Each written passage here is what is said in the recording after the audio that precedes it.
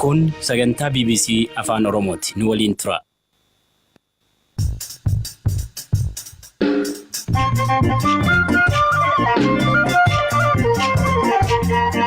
Akka mooltan dhaggeeffattoota keenyaa sagantaan keenya kamisa galgalaa eegaleera kan isiniif dhiyeessu an Hamzaa Hussein. Sagantaa keenya irraa keessatti ajajaan waraana bilisummaa Oromoo ka zoonii lixaa waa'ee araara buusuu irratti maal jedhu? Namni tokkittiin tokko maqaa Oromoon qawwee qabattee bosona keessatti akka jennaan rakkoon Oromoo furmaatan arganne wanni itti aanu ammas qabsoo hadhooftu kaayyoon kiyya kanumaa jechuudha. Yoon kophaa kiyya dhaabbata ta'e. Raawwii koree araaraa kanarratti barreessaa korichaa akka ta'an obbo Jawaar Mohammadis dubbisneerra. Kabaja waraana kanaaf qabnuuf jecha nageenya qulqulluu biyya kanaatiif jecha waan baay'ee kan carraaqne hojii keenya raawwannee jirra.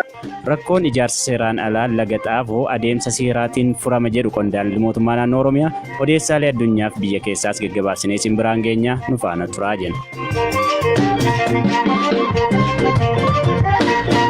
Waraanni bilisummaa Oromoo zoonii lixaa fi kibbaa gidduu kana karaa koree adda bilisummaa Oromoo fi mootummaa walitti araarsuuf hundaa'ee simatamaa jira.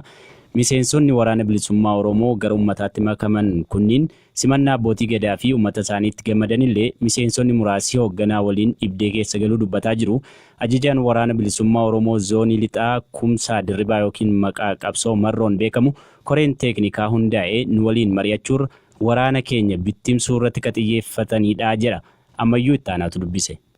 Koreen araaraa suni fedhii arguuti hin qabani. Dhuunfaatti waraanni akka harka kennatu gochuu irratti xiyyeeffatanii kallattii adda addaa dinee isaan arguuf kan tattaaffiin godhe milkaa'uu hin dandeenye. Kanaan arguu caalaa waraana na jala jiru kallattii adda addaan arganii waraana diiguu irratti kaayyeeffatanii kanatti waliin arginamnee wal arguuf hin dandeenye. Hayyuu dureen ajaja dabarsee ture. Ajaja sana fudhattee moo akkamii?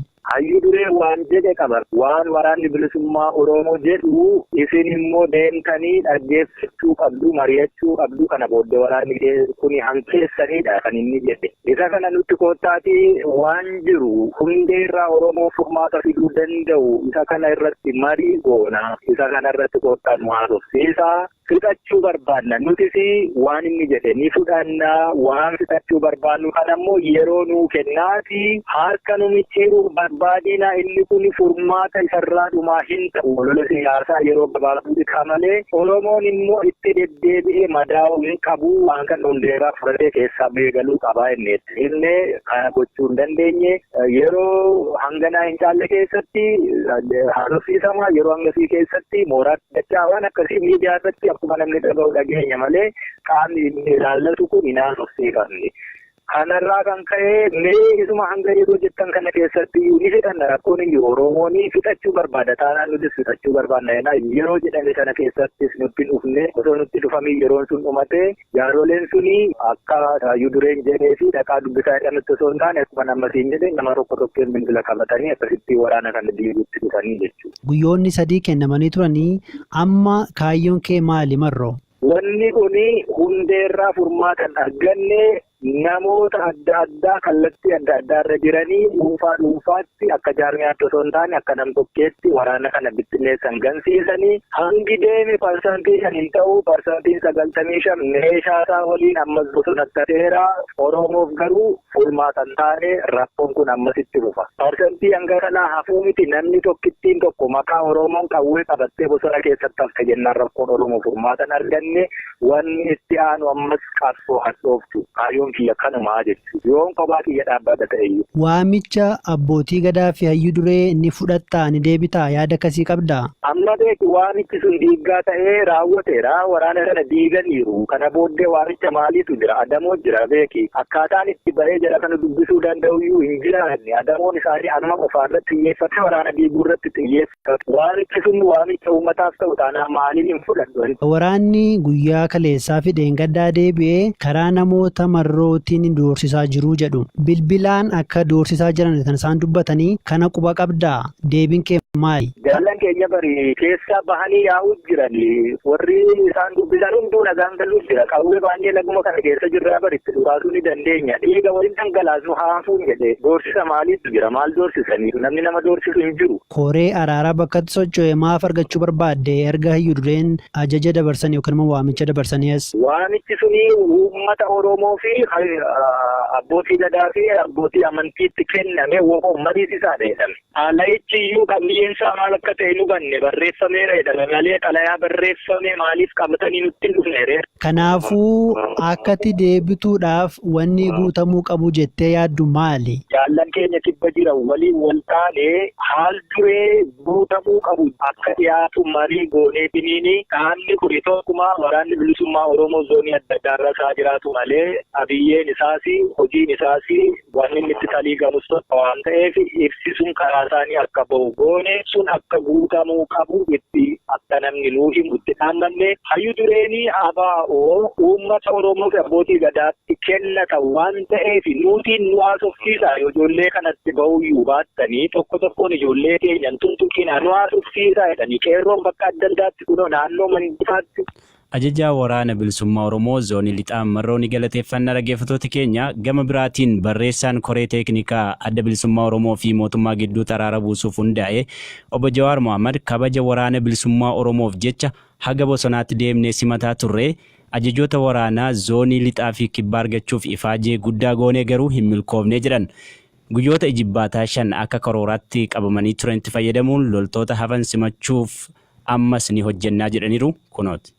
Waan dura eegamu guutuu irra waraanni galuu barbaadu galee jira. Gaba keenyan hojii keenya hojjetaa jenneetti kanama. Ajajoonni waraanaa zooniiwwan kibbaa fi lixaa yookiin haaldureewwan ittiin galuu qaban tarreessuu yookaan ammoo koreen kun nun dubbisne inumaa nu dubbisuuf fedhiin qabu jedhanii komatu kanarratti maal jettaati? Adeemsa galchuu kanarratti mireessuu fi haala mijeessuudhaaf jecha yeroo sochoonetti hoogganoota adda bilisummaa Oromoo qabanneeti kan deemne ijibbaata guddaadha kan godhan ajajaa waraanaa naannoo san jiru namuudhaaf haalli sun mijachuu hin dandeenye. Kanaaf hanga yeroo sa'aatii har'aatitti gama lixaatiin abbaan gadaa Bayyanaa fi obbo Baqqalaan akkasumas abbootiin gadaa kun hoogganaan lixaa quunnamuudhaaf yaalii godhaati kan turani. Anis eegan ol deebi'es yeroo barbaachisaa ta'e ajajaan gama kibbaa jiru nu arguu kan barbaadu taate argamuu akka kan danda'u hoogganaa adda bilisummaa Oromoo as jirutti ibseen ture.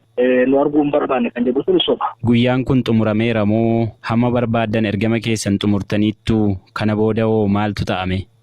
Guyyaan xumuramee jira. Akka karoora lafa kaa'anneetitti guyyaa 5 kan ijibbaataa kan jedhamu jira. Kunis humni hidhatee Oromiyaa keessa jiru. Yeroo kana keessatti meeshaa isaanii gara jaarsolii biyyaatii fi humna nageenyaa naannoo isaanii jiran kennuudhaan yoo kan galan taate garuu koreen programarraa kaasee gara waleessatti deebi'a. Jaarsoliin biyyaatii fi humnoonni nageenyaa garuu warra garuu barbaadu simachuudhaan galmeessuudhaan gara kaambitti sochoosuu itti fufuu jechuudha. Hojii waraana bilisummaa Oromoo simachuu kana keessatti rakkoon koreerra ga'e jiraameeti kan adda baaste. Rakkoon ga'ee ni jira. Kana garuu amma miseensonni kun bakka adda addaatti irraa deebi'anii wal geenyee gabaasa guutuu ummataaf kan dhiyeessinu ta'a. Waraanni bilisummaa Oromoo ammallee garri caalu bosona keessa jira jedha hoogganaan waraana zoonii lixaa dubbisnee turre Marroo yookiin Kumsaa Dirribsaa. Isin immoo amma guyyaan xumurameera jettu. Isa kana akkam godhu warri hafanoo egereen isaanii akkam ta'a? Isaa wajjinoo darbitanii jibbaattu moo akkam ta'ame? Waraanni uummanni Oromoo naa gal jedhuun dhaabni isaa naa gal jedhuun galuu dhabuun nama gaddisiisa. Amman tokkotu galee amman hafee kuni gara fuulduraa waan beekamu ta'a. Gama keenyan garuu nuti hojii keenya xumurree jirra. Waan jedhetti guyyoota ijibbaataa kana keessatti warri galuu barbaadan gara jaarsolii biyyaatiin gara humnoota nageenyaatiin galuu danda'u. Waan dandeenyu hunda uummata kanaaf biyya kanaaf kabaja waraana kanaaf qabnuuf jecha nageenyaaf tasgabbii biyya kanaatiif jecha baay'eedha kan carraaqne wanti nu jalatti hafee hin jiru. Hojii keenya raawwannee jirra. Bosona keessa deemnee barbaannee dubbifnee hamma dandeenyu galchinee jirra. Kan galuun barbaadin garuu wanni nutti kenname dirqamaan fidaa osoo hin ta'in nagaaf kabajaan galchaa kan jedhudha. Dirqamaan fiduun immoo hojii keenya miti. Guyyaa har'aa abbootii gadaa waraana bilisummaa Oromoo simachaa turan irra rakkoon ga'eera. Qellee Wallaggaa aanaa Anfillootti abbootiin gadaa 3 fi haati siiqqee 1 humnaan ukkaanfamanii haga ammaa gadi lakkifamne jechuun fuula feesbuukii isaa irratti barreesseera Jawaar Mohaammed.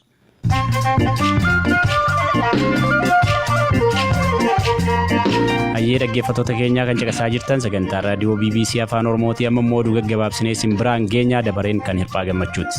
Galatoomii Hamzaa piroojeektiin qarqara lageen magaalaa Finfinnee misoomsuudhaaf karoorfame birrii biiliyoona 29tti tilmaamu hojjetamuufi lageen Inxooxxoo amma Aqaaqeetti jiran kan misoomsu yoo ta'u kaampaanii Itaaliitu waggaa 3 dhufanitti hojjetas jedhameera.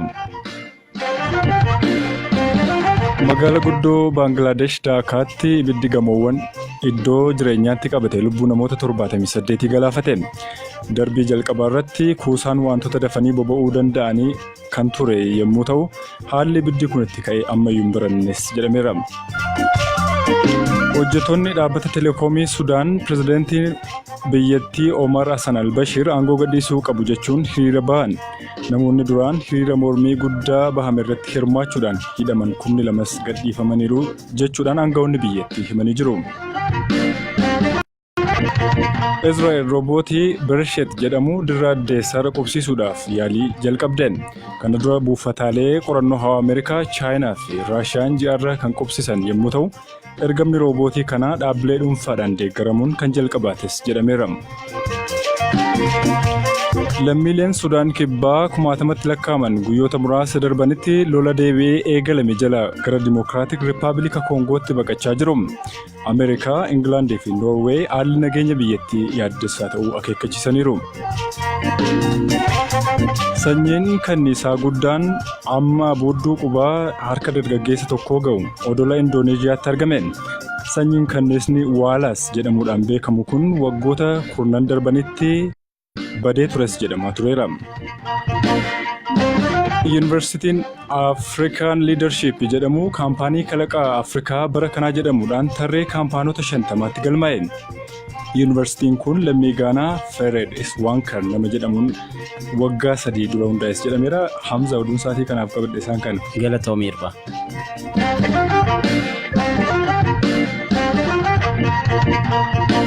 Bulchiinsa magaalaa Laga Xaafoo Laga Daadhii keessatti naannoleen magariisa lageen bira ta'anii karaa seeraan alaa kan qabamanii fi beenyaan itti kafalamee manneen ijaaraman diigamaa jiru. Jiraattonni naannichaa garuu kun gatii nu baasaa jira jedhu hoogganaan biiroo bulchiinsaaf itti fayyadaman lafaa Oromiyaa Milkeessaa Miidhagaa turtii BBC waliin taasiseen murteen seeraa hordofuun kan fudhatameera jedhaniiru ammayyuu itti aanaa haasofsiiseera. Dhimmi isaa dhimma seera dagatame ol kaafnee olaantummaa seeraa kabachiisuudha. Wanni isaa iyyuu naannoon Laga Xaafoo amma diigame naannoo boowwaa hallayyaadha. Lagni akaatii achii ka'aa. Naannoo kana warra qubatedha. Kanaaf seerri ni jira. Amajjii 2005 dura manneen ijaaraman pilaanii magaalaatiin wal simatan kaartaa akka argatan jedhama. Kan saayit pilaanii lafa mana jireenyaatti ala ijaaraman immoo amajjii 2005 dura haa ta'u saabooda haa ta'u hin diigamaadha. Kanaafuu wanni godhamaa jiru waanuma seera bu'uureffateetu ta'aa jira malee akka namoonni tokko bifa siyaasaa bifa maaloo godhan kanaa miti. Darbees immoo Laga Xaafoo maaliif ishuu ta'e jedhamee gaafatamuu qaba. Fakkeenyaaf dilbata darbe irraa kaasee hanga kaleessatti mattuu keessatti manneen 450 oltu diigame. Shaashamannee irratti kanaan dura diigameera. Adaamaa irrattis diigameera. Isaafoo siyaasni maaltu ta'uu qaba. Haaluma wal fakkaatuun itti fufa seeratti galchuu. Laga Xaafoo kun maaliif akkas ta'ee jennee olaallee hiyyeessa miti ani ijaarratu. Warra qabeenya qabudha. Warra caasaa mootummaa garaagaraa keessa jiraachuu danda'u. Gaaffiin amma ka'aa jiru maali? Yeroo ammi kun ta'u yeroo manni amma kanaa ijaaramu mootummaan eessa ture jedhanii hedduun isaanii gaafatu. Dhimma kanaafoo qaamolee mootummaa gaafataman jiru. Qaamni mootummaa kana keessatti hirmaatan ni jiru. Caasaan mootummaas kan harka keessaa qabu kan seeratti dhiyeessine jira.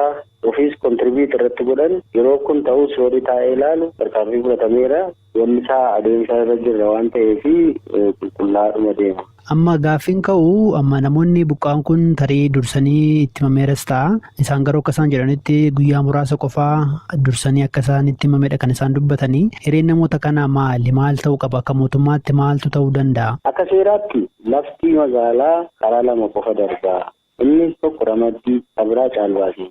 Karaa kana lamaaniin ala ijaarsa seera alaa namni gaggeesse waggaa 7 hanga waggaa 15tti murtaa'a. Qarshiidhaan immoo gara qarshii 40,000 kaasee hanga 200,000tti murtaa'a. Akka seeraatti namni kana raawwate miidhamaadha. Garuu nama amma kana akkamittiin anneenuma dhiibu.